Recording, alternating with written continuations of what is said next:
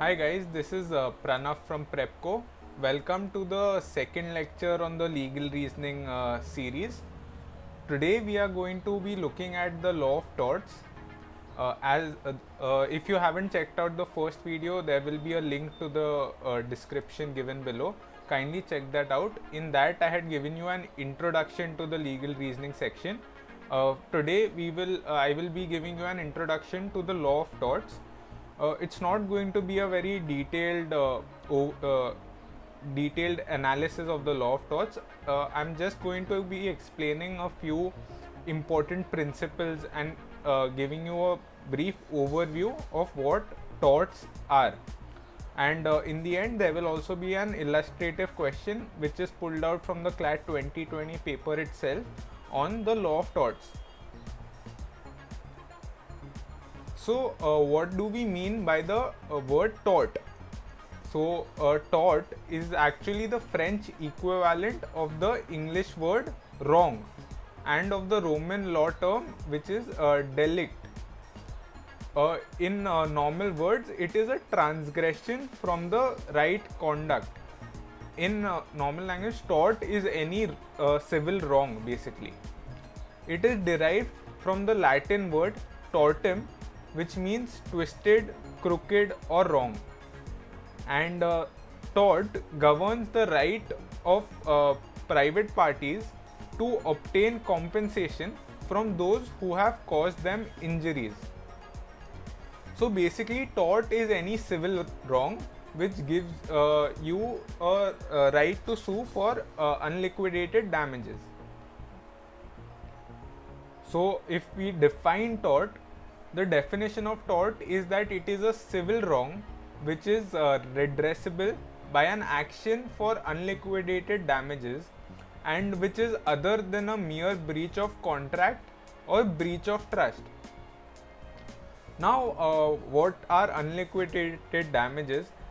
Basically, unliquidated damages are some damages which are not defined by the parties. Like the quantum of the damages is not fixed, that is left to the discretion of the court. So the court has to decide what is the actual wrong this person has suffered and turn that into a monetary value. So that is basically what we mean by unliquidated damages. If we see this definition, it emphasizes on three aspects of tort. Firstly, tort is a civil wrong. So any criminal action is not at all covered by tort. Secondly, the remedy available is of unliquidated damages. As I explained, unliquidated damages means that where the monetary terms are not defined by the parties. So it is left to the courts to come to a monetary figure and quantify the damage suffered by the plaintiff in that monetary figure. And this is what differentiates torts from other civil wrong, because normally in a mere breach of contract, the damages are liquidated in nature because the consideration of the contract or the money which is paid in the contract is usually the same as the which is used as the base for calculating damages in contract cases, and this is not the case in tort. So this is how tort is different from a mere breach of contract. Now two very important legal maxims in tort is firstly injuria sine damnum, which means any legal injury without damage, and second is damnum sine injuria, that means damage without legal injury. Now injuria basically means any infringement of a legal right or an unauthorized interference with the plaintiff's legal right, and damnum means substantial harm, loss or deprivation of property of some kind. Now only one of this is actionable, meaning that a case will lie in only one of these maxims, that is only when you suffer a legal injury can you file a suit for claiming damages? So injury without damage is actionable, but damage without injury is not actionable. So I'll give you an example of this. So one common tort is trespass. Okay. So trespass is basically your legal right over your property. Now assume a third person just walks into walks into your garden. He sits there. He's fallen asleep. Now, are you suffering an actual damage on account of this? Going back to the definition of damnum, are you suffering any substantial harm, loss, or deprivation of property? If he's sleeping on your garden, can you not just wake him and throw him outside? You're not suffering any substantial harm. There's no damnum, but still that constitutes a legal injury. And this legal injury of that person sleeping without permission in your garden gives you the right to sue him. And this is a very basic example of the concept of injuria sine damnum. Now the second example is damage without legal injury. So here I'll give you another example. Let's say you are driving down the road, there is an accident. In that accident, and that accident is due to some third event. For example, there was an oil spill on the road, due to which a second car came and rammed into your car. Now there is clear damage to your car, but can you claim damages from the second car? So even though there is damage, there is no legal injury. Like there was no infringement of your legal right. It was not due to his fault that he rammed into you. There was an oil spill not in his control, due to which he lost control of his car and he rammed into you. So he did not infringe any of your legal rights, and you, even though you suffered damage, since there was no infringement of your legal rights, there is no remedy that can lie against that person. You cannot claim any damages from this person. So these are examples of injuria sine damnum and damnum sine injuria. This is a basic concept of tort. So only when there is an infringement of your legal right, only then can you claim a remedy. Even though you do not suffer damage, damage is not the essential criteria. So this is one thing for you to remember. Now a few examples of tort. Firstly, negligence. Negligence, an example which I have pulled out here, is a doctor leaving a scalpel in the patient's body after an operation. Now this is a classic case of medical negligence. So here you will have a remedy, you will have a claim for unliquidated damages against this doctor because he was negligent during this operation, and this is an infringement of your legal right. Second is an example of defamation. Defamation basically means take the recent example of Richa Chadda.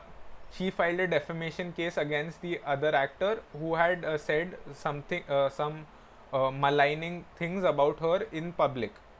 So that gave her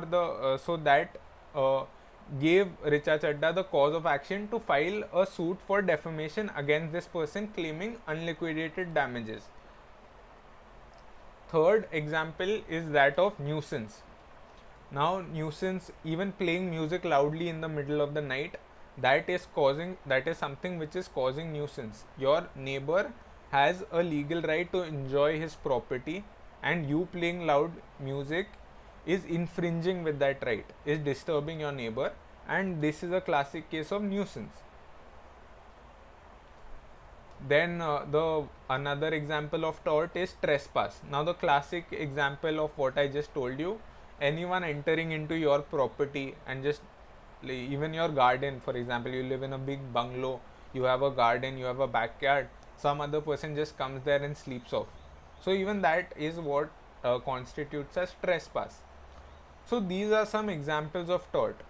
Another thing that you should remember is tort is something that came out of common law. That is, it was derived from case laws. Tort, all these torts, all these examples, even though now they are recognized in different statutes. For example, for medical negligence, you will have something in the uh, Consumer Act, Consumer Protection Act. For trespass, there is something in IPC, etc., etc. Defamation is also covered under IPC now. But all these initially were only derived from English case law. There and from those case law, they became law, universally accepted legal rights. All these rights were something which was derived from English cases. So that is basically how the concept of tort came into India and across the world. For that example, it was all derived from English case laws. And when you go into law school, you will learn a lot about these case laws, Donahue versus Stevenson, etc., etc. Now, what are the remedies in tort? So the remedy in tort is, as I told you, it's unliquidated damages. And as I explained, the unliquidated damages means the compensation for the legal injury is not predetermined between the parties, and it is something which is left to the discretion of the court. The main reason for this is that unlike normal contract law, the parties in tort do not generally know each other. So they have no prior relationship. They are essentially strangers to each other. For example, the person who entered into your home and went to sleep, you have no clue who he is. So there was no way you could have determined the damages amongst yourselves. That is, you could never have even imagined that one day he is going to infringe on my legal rights. So I have to talk to him and decide what will happen in case you infringe my legal rights. This is X amount you will pay to me in case you come sleep in my garden. So you did not have that opportunity. Thus, it is up to the court to decide what is the actual monetary term which can be given to you to fix your legal injury, which is him infringing on your right to property. So this is what is meant by unliquidated damages. Now I'll give you some examples of the liability under tort. So one of the major principles is that of strict liability. What is the principle of strict liability?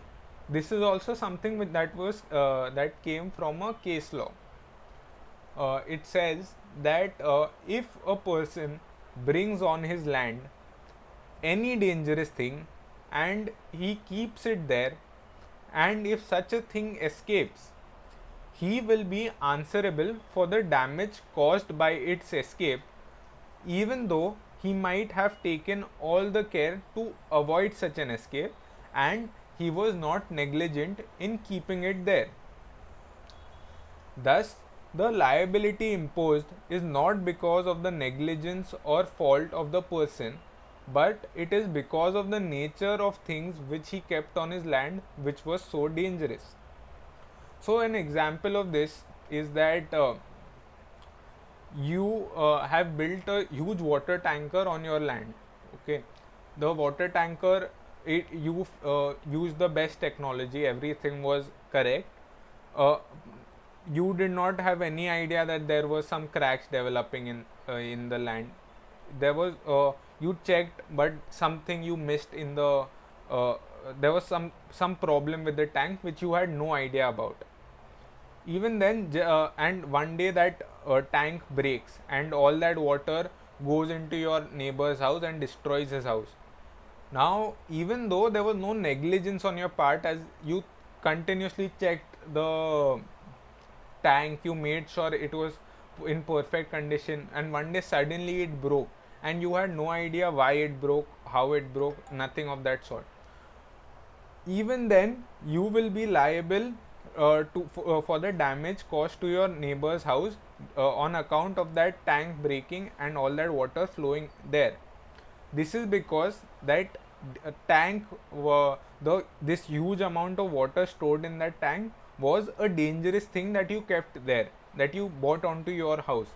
And since that dangerous thing escaped and caused damage to another person's home, even though you were not negligent and you did your best to keep that tank in perfect condition, even then you will be liable for the damage caused to your neighbor's house.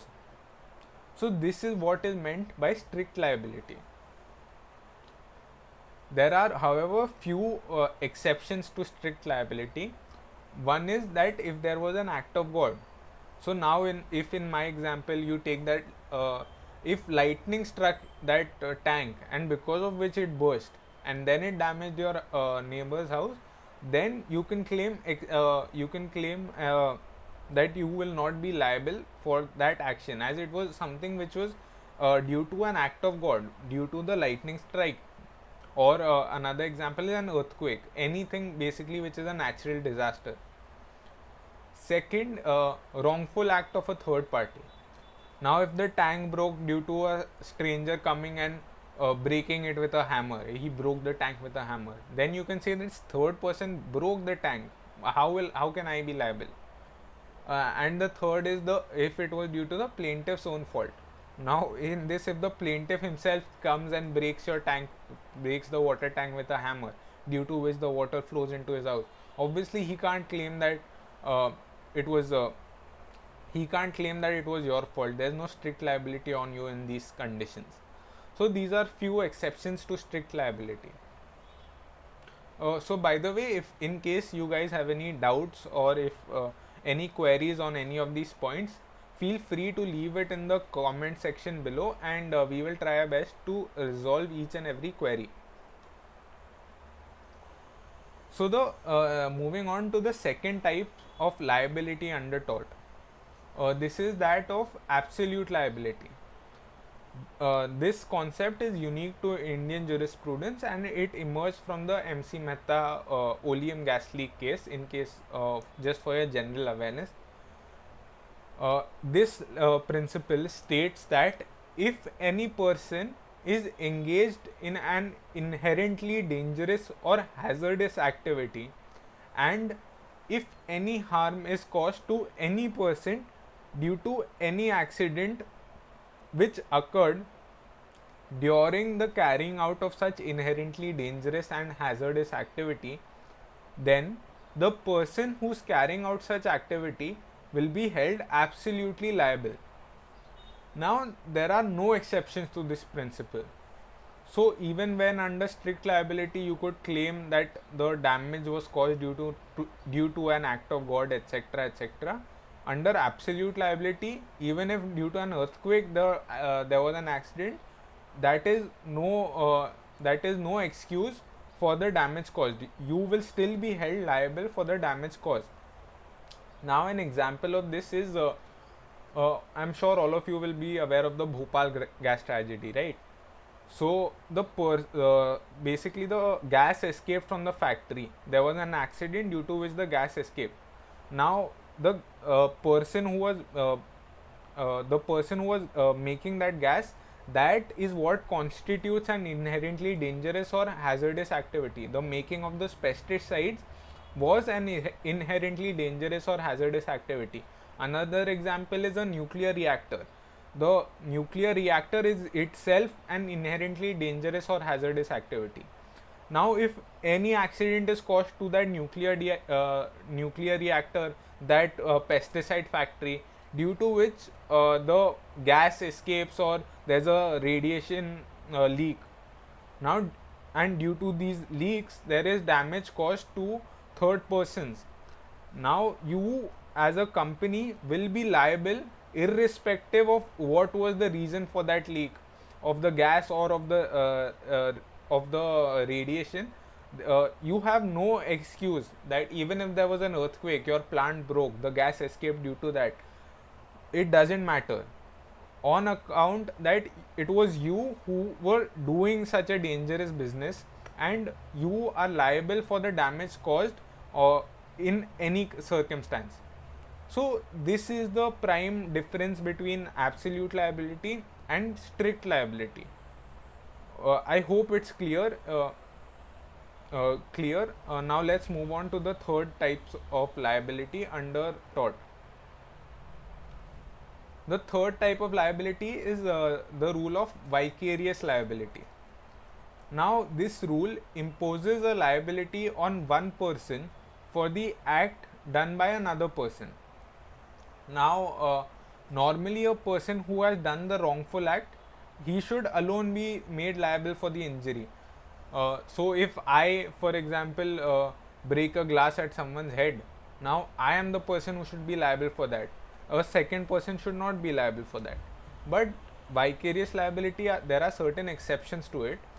So the vicarious liability flows from certain relations, that is either a principal agent relationship or a master servant relationship, and the principal can only be made liable for the act of his agent, or the master can only be made liable for the act of his servant in case those acts are done during the course of employment or during the course of relationship. For example, if I have employed an agent, I have a distribution service, like I sell cigarettes, for example. I have employed an agent to go and sell my cigarettes house to house. Now, if that person does some scam in the selling, that is, he's selling it beyond the MRP, for example. Now I can be made liable for that action, even though I had no knowledge of my agent doing this wrong. I thought that my agent is selling it at the normal MRP price, and in reality he was not doing so. Even then, I can be made liable for this act of my agent because it was during the course of that employment. However, if that agent tomorrow goes and murders someone in his personal capacity, now for certain I will not be made liable for that. I had nothing to do with that. Correct. So this is what it means by during the course of employment. So this is an important precursor to the concept of vicarious liability.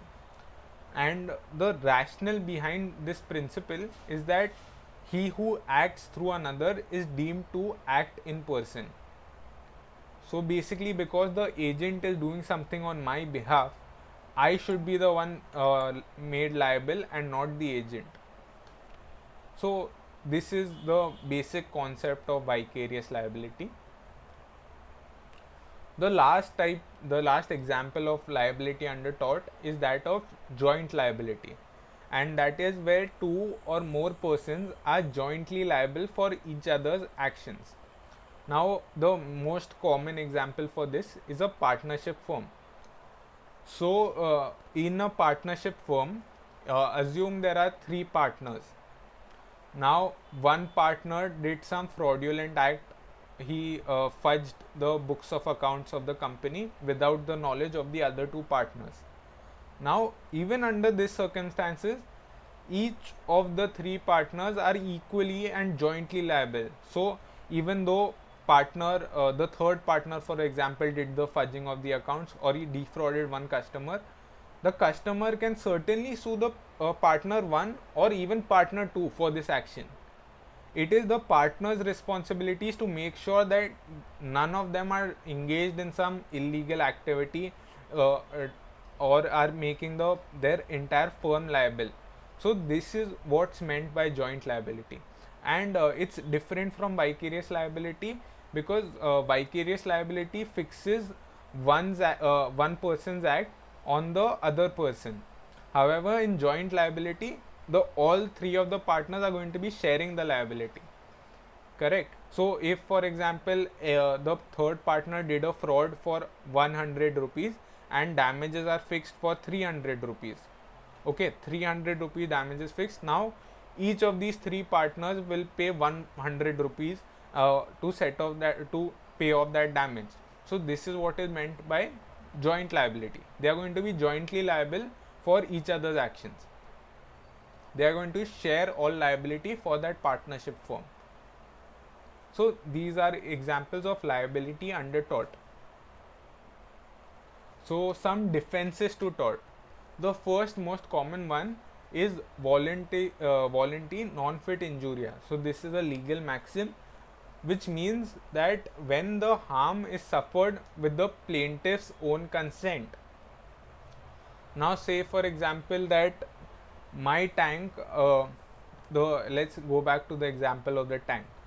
Now if the neighbor had signed something saying that I agree, like, you keep it there, you give me X amount of money as compensation for keeping that tank there, and I waive off in any case, in any event, if there is any accident, I will not sue you for damages. Uh, so that's a basic example, right?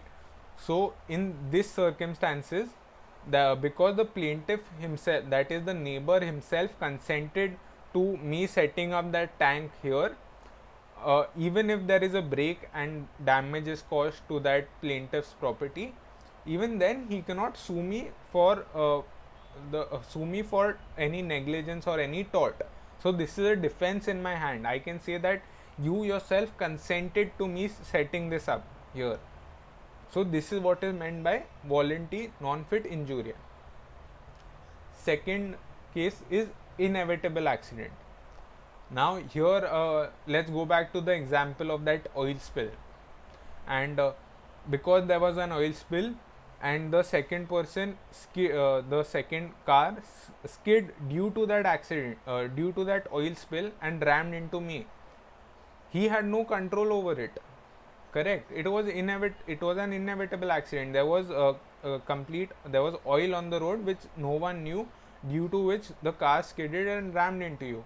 So this is an inevitable accident, and this is and he will not be liable for the damage caused to the car. Third is a mistake. Now this is a rarely invoked defense to tort, and like it is not as strong a defense as the earlier two examples.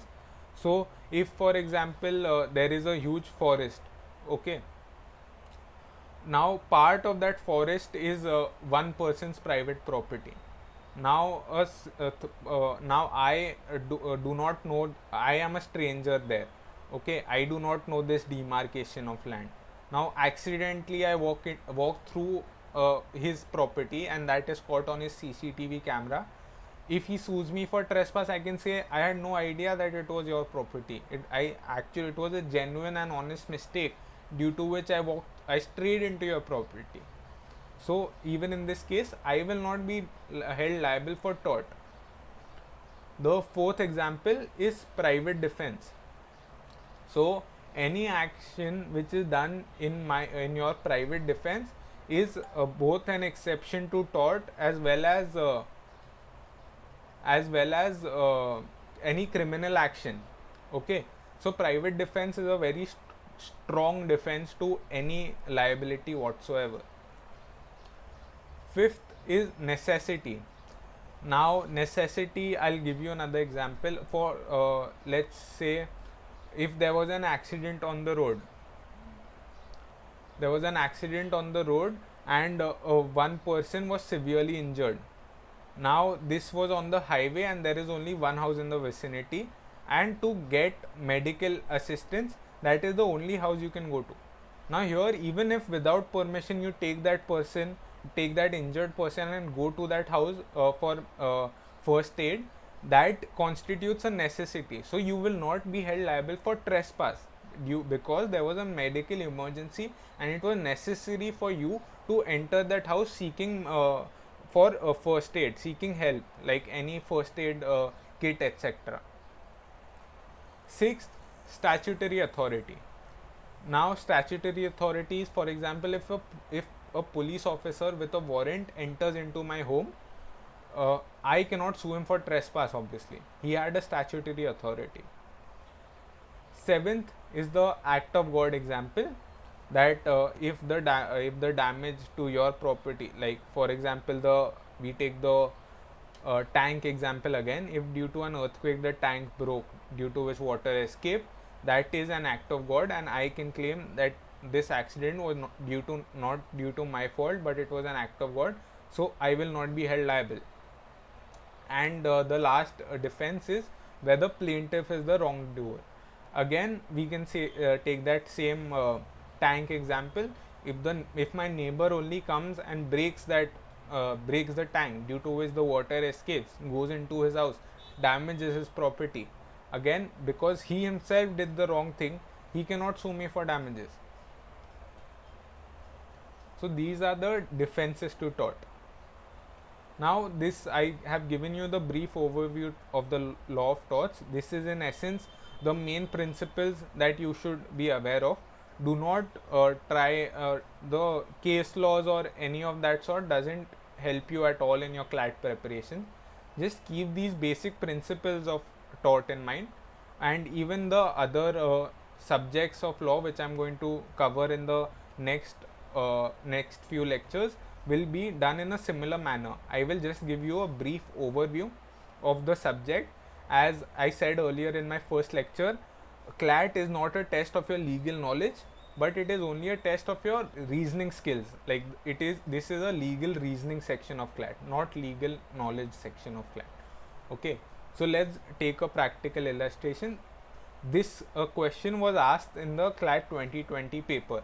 Okay, so it reads as, the passage reads as, on 7th May 2020, a major leakage of styrene gas was reported from the plastics manufacturing plant LG Polymers, which is located on the outskirts of the Visakhapatnam city. The incident took place when the cooling system of a polymers plant got clogged due to the mismanagement of factory workers, and it resulted in turning the city into a gas chamber. The gas which leaked was styrene gas, which is a hazardous chemical under Rule 2E plus entry 583 of Schedule 1 of the Manufacture, Storage and Import of Hazardous Chemical Rules 1989. Now, principle 1, that is the polluter pays principle. It reads as, the doctrine of polluter pays is a well established principle of environmental law which places an obligation of compensating the damage to the people who ought to reimburse it and also have the capacity to disburse it. The principle explicitly affirms that the person who damages or destructs the environment has the absolute obligation to bear the cost of ameliorating the environment. In Enviro Legal Action versus Union of India case, the Apex Court of India held that the polluter is legally responsible to reimburse the individual sufferers as well as pay for the revitalization of the damaged environment. The second principle is principle of strict liability. The principle of strict liability was established in the year 1868 in the case of Rylands versus Fletcher, where the court held that any person who uses his or her land in an unnatural manner and keeps any hazardous substance on such premises would be held liable under the principles of strict liability for any damage occurred on the escape of such perilous substance. However, the person is liable only when there is non-natural use of land. The principle also restricts the liability when the escape is due to an act of strangers, act of God, due to the person injured, or when it happens due to the consent of the person injured or with statutory authority. The third principle, principle of absolute liability. The absolute liability is a stringent form of strict liability as it is devoid of any exceptions that were mentioned under the earlier principle. For the first time in the case of MC Mehta versus Union of India, this principle implies that whenever an enterprise is engaged in any dangerous or hazardous activity that strengthens the that threatens the people working in the enterprise and those living nearby, it owes an absolute and non-delegable duty to the community that no harm will be caused. If any harm is indeed caused, the enterprise will have to compensate for damages and can't use exceptions provided in the case of strict liability. The enterprise can't claim that the harm has not been caused due to negligence or that it had taken all reasonable precautions. Now, this is the passage. Now, as I told you even in the first lecture, this is what I mean by no prior knowledge of law is necessary. So, when they are asking any questions based on strict liability or absolute liability, they are going to explain the principle completely in the passage itself. So, you are basically to do the exercise which I explained in the first lecture, that is, cull out the important facts and cull out the important principles which are given in this passage. And because here the three principles are specifically listed down, you should break each principle into smaller parts. So pause this video, go back if you want, read the passage at your own pace and do this exercise, and then you will compare them to the important principles and important facts which I have pulled out from the passage.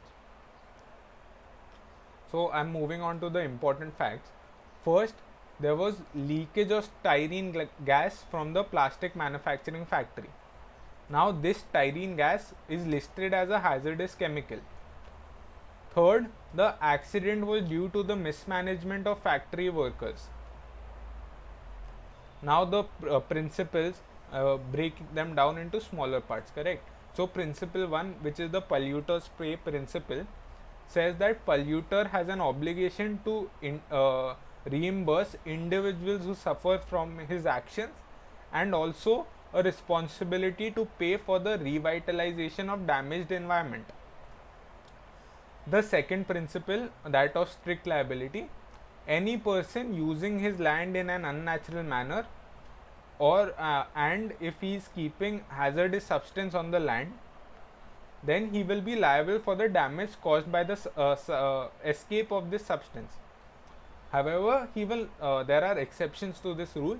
The exceptions are where the escape was due to the act of a stranger, B, the escape was due to an act of God, C, the escape was due to the damage was due to the wrong of the person harmed. The exception D is damage was with the consent of the person injured, and the last is where the damage was done with statutory authority. The third principle, that of absolute liability, it says that firstly the enterprise should be engaged in a dangerous or hazardous activity.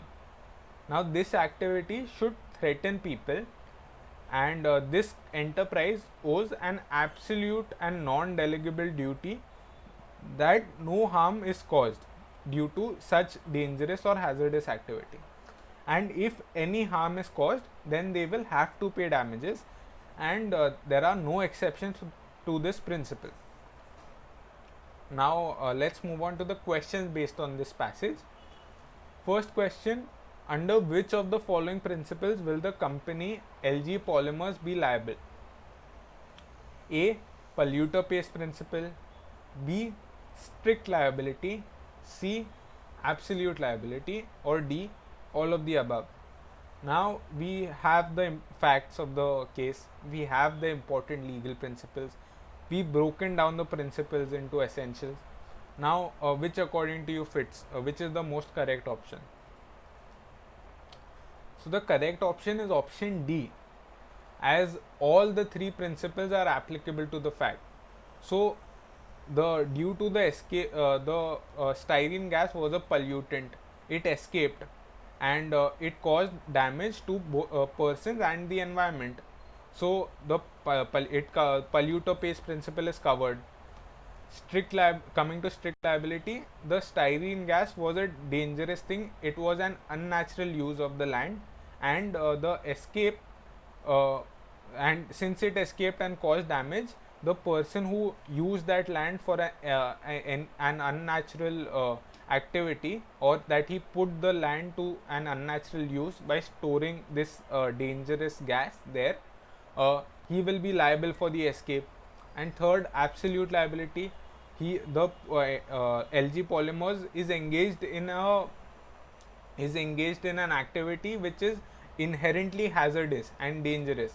So again, all three principles are thus covered.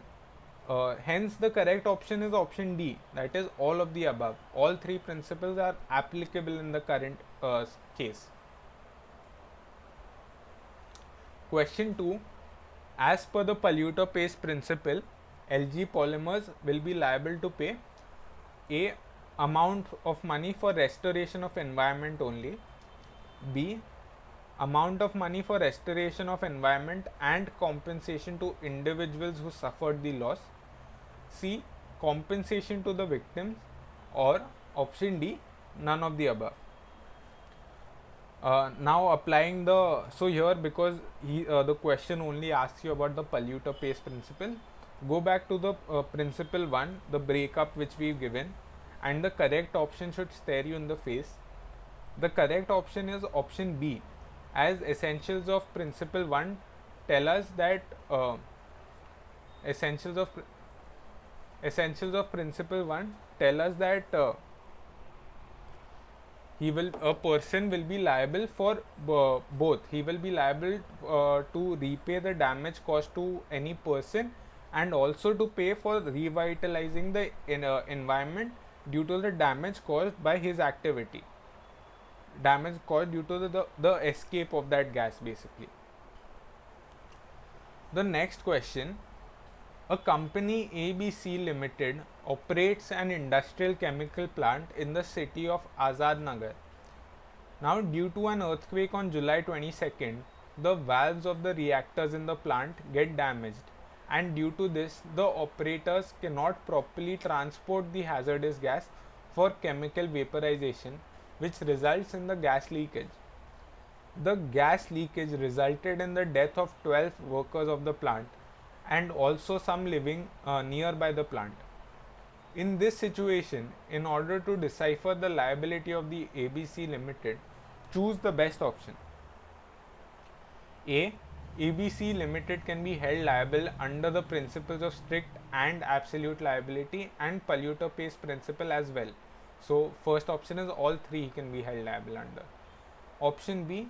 ABC Limited can be held liable under the polluter pays principle and absolute liability, but can be exempted under the rule of strict liability. Option C. ABC Limited will not be held liable under any of the principles. Or option D. ABC Limited will be held liable under strict and absolute liability, but polluter pays principle will not be applicable.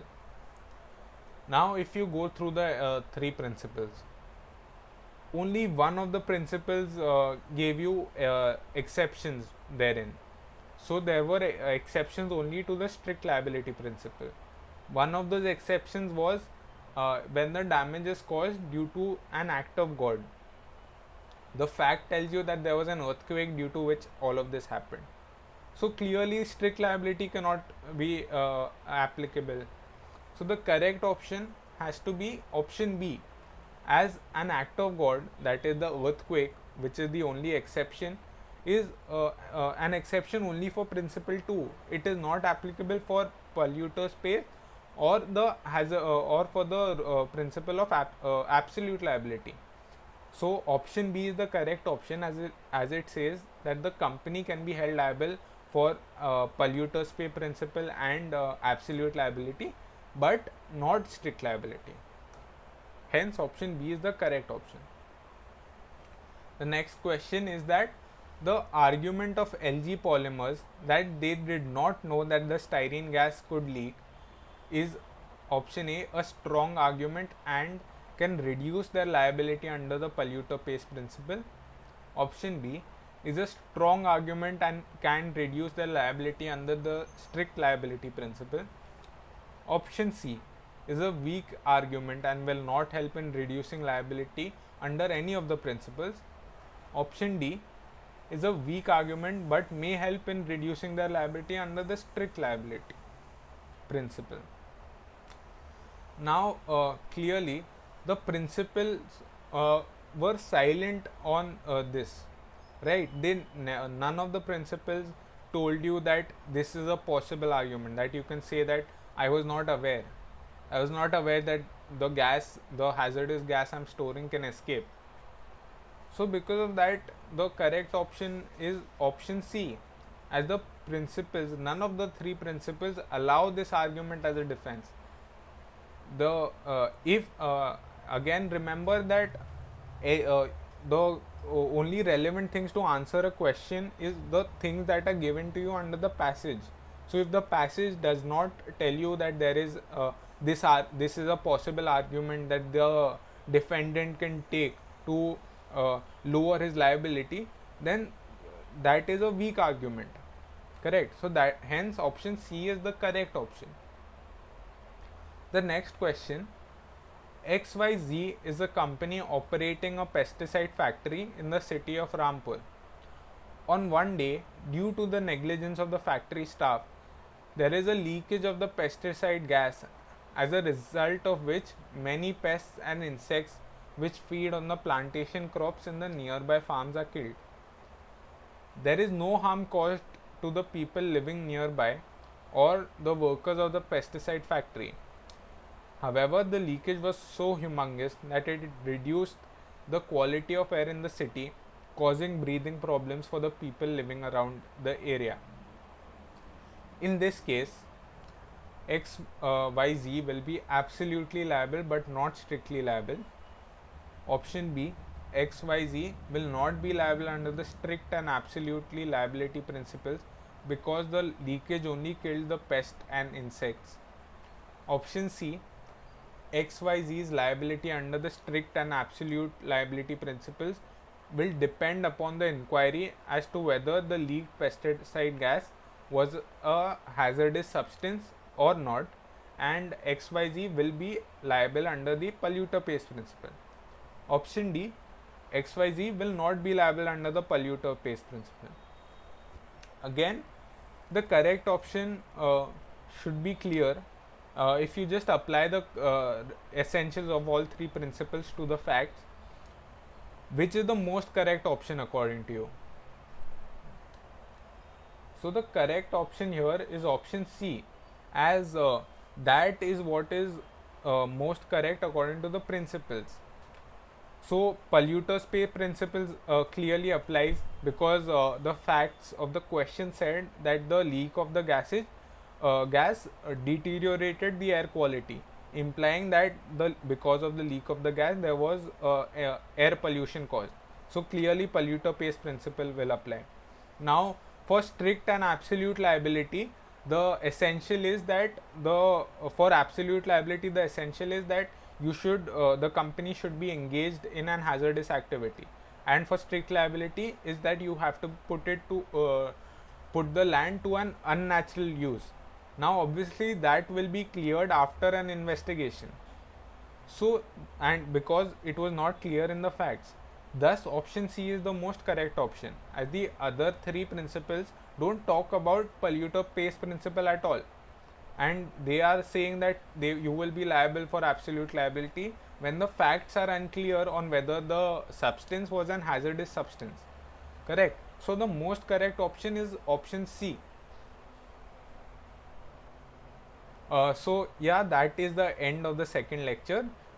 If you found this lecture to be helpful, kindly like and subscribe to this channel, and we will be coming out with a lot more CLAT content on the other sections of CLAT as well. As for myself, this is the end of lecture 2, and in the next lecture I will be giving you a brief overview of the law of contracts. Once again, in case you had any queries based on this lecture, kindly feel free to leave your doubts in the comment section below, and we will do our best to resolve each and every query. Thank you and best of luck.